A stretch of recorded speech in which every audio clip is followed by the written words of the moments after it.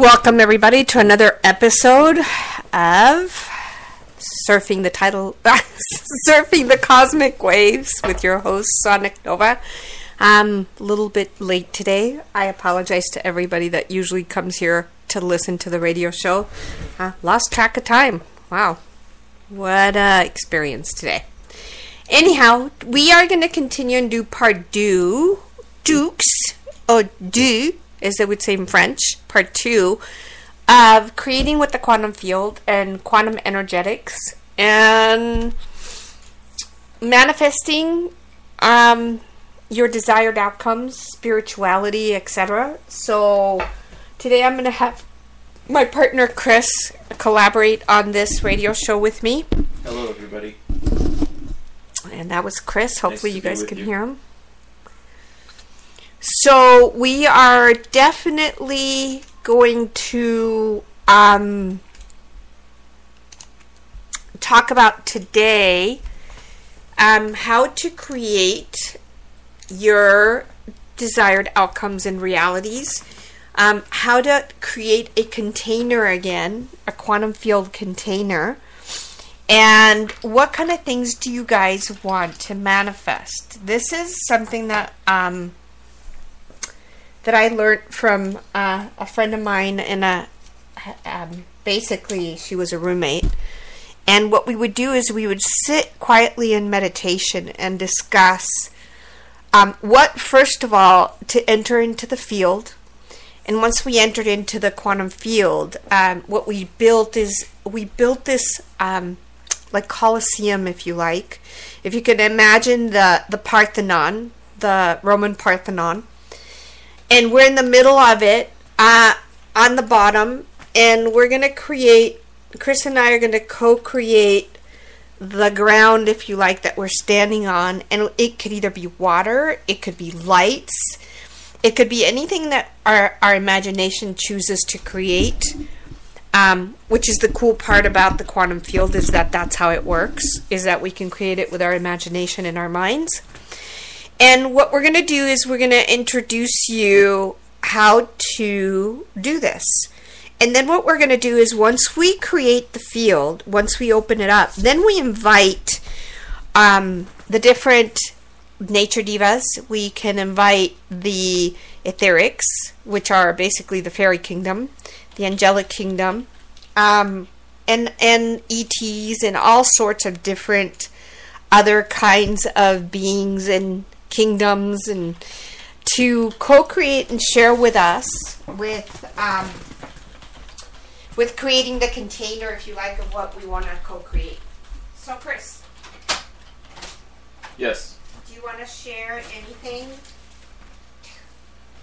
I think what you're hitting on is the idea of quantum co-creation. Yep. How in this new paradigm, what I believe since the shift of around 2012, we are at what's called a 0 point or a singularity point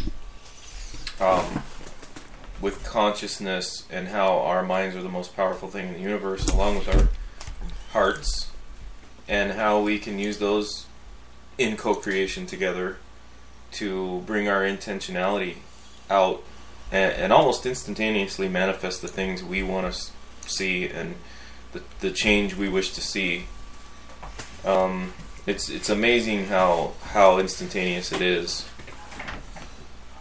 Truly. Yes. Yes, I agree with you totally. So what do we want to create today? Like, what container do we want to create? Do we want to create a container for where we live and for the water to stay and not have corporations steal it? Because that's basically what they're doing. Yeah, I think especially in the place we live, and when you talk about a container, a sort of a crucible or a receptacle for this energy to take root and to flourish, as if in a matrix, which basically means womb, as most of you probably know. It's a place for quantum energy to gestate, and as many of you could probably relate to, if you're listening to the show, you're probably like us. You know, you probably know about or do shamanic work yourself, or you do some sort of higher consciousness work of some type. So you're probably well aware that right around between 2010 and 2012, it wasn't right on December 21st, 2012, but we did have a shift that was probably likely ahead of even the 13th Baktun, the Mayan calendar shift over. But right around that time, things went quantum speed. I mean, you put ideas into place before then, and it could usually took, at the fastest, weeks, months for them to kind of take shape and start to materialize. Now, and I can say this from firsthand empirical knowledge and evidence that, the shamanic work that I do, I'm bringing in rainstorms where we have droughts, cooling down from 100 degrees to 80, 75. Definitely seeing that, and empirical evidence of that over the last year and a half to 2 years, where it's compounding. It's not just, okay, we had a 2012 shift and it stops there. It's this compounding of energies and this singularity point we've reached where you bring they call it white magic, intentionality, intentionalism, anything where you have an idea you want to bring forth, you meditate on it, you ponder it, but even that hasn't gone far enough, because we don't meld just the mind power enough with the heart power. So you have to think it, you have to use the quantum mind, you have to use the quantum heart and the quantum gut, really. So you have to think it, you have to emote it, you have to feel it, you have to kind of be it. So whatever changes you want to see, and you ask me, Sonia, what do we want to create as a crucible or a receptacle for our ideas of change? Here it's been an ongoing struggle against the corporatist, what we call corporatist influence, and you can do this just with simple little actions, like boycotting a chain grocery store, or putting a bumper sticker on your car that changes the consciousness. Things are taking hold. A lot more people 10 years ago, a couple people may have taken note of that, and business would have gone on as usual. But now we live in this quantum singularity point where you envision a thing, you talk about it, you make flyers, or you embody it, you go out and speak to it. You're gonna get 100 people interested where there may have only been one. It's what I call the billionth monkey effect is taking place on this planet. So we truly have, reached a critical mass juncture here to where we are as empowered or more empowered than the red flags that are being waved in our face like a bull, would have us sort of try to steer away from. So, can you explain that a little bit more?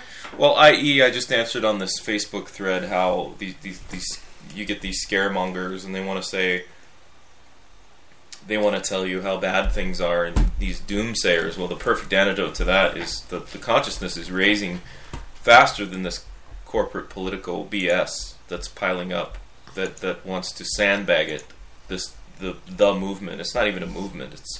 It's the consciousness. The human consciousness is rising so fast, and the matrix is cohering to itself, or the tribe is gathering itself so much faster than the corporate political bigwigs or the controllers can even scramble for against.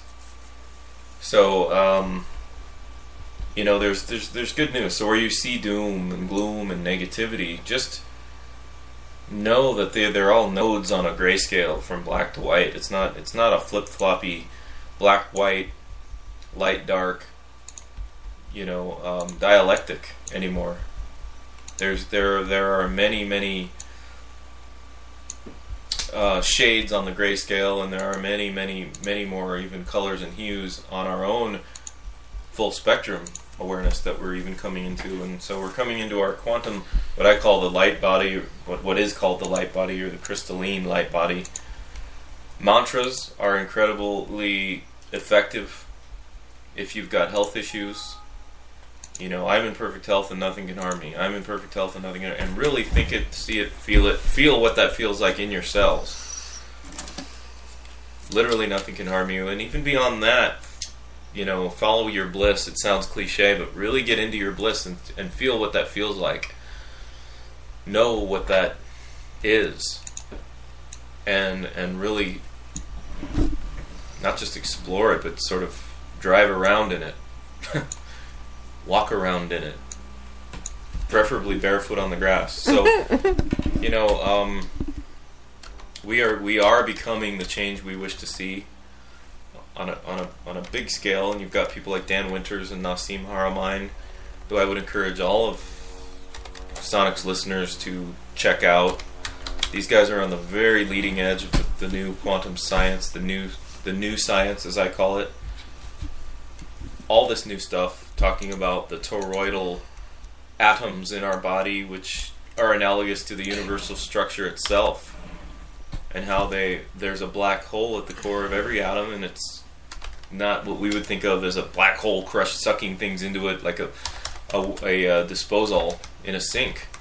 It's like a crucial part at the center of every self-gathering system, every self-organizing system, complex adaptive structures like galaxies, like atoms, like planets, like stars. I was explaining to a guy at the park earlier, we were having an event, how we are literally analogous to the universe. We are the shape of the universe on a microcosmic level. And a macrocosmic level, if you see every atom as a universe within us, and we have more than trillions. We have quadrillions of atoms within us and trillions of cells. So we are an incredibly complex, self-organizing, self-cohering, adaptive structure that all it takes is a little mind power. And literally now, post-2012, it just takes a little bit of meditation. It takes, to me, repeating a mantra 20 times, and it becomes true. Your cells, our DNA has evolved and has become so crystalline and reflective and even absorbent, if you will, of this quantum mind and heart power that it's almost instantaneous. I can say that a year and a half ago only, I was having to do these mantra chants for hours, a couple hours, where now it's just minutes, you know.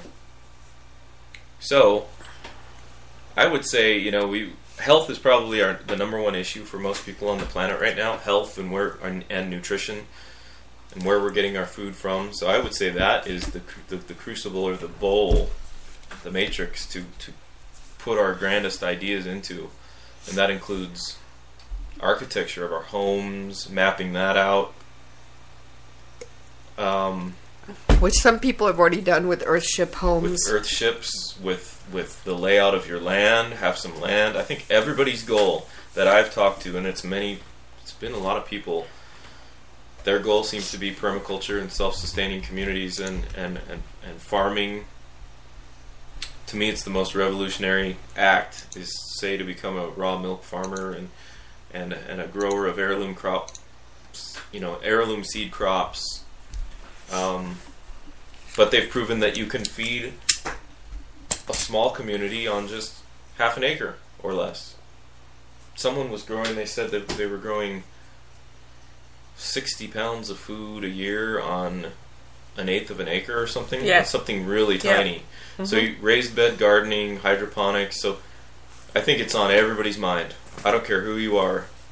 You're thinking about your nutrition, and you're thinking, maybe not McDonald's. And the key is water, too. That's another key subject. Water is a huge... That we actually talked about today. We went to a local meeting in our hometown.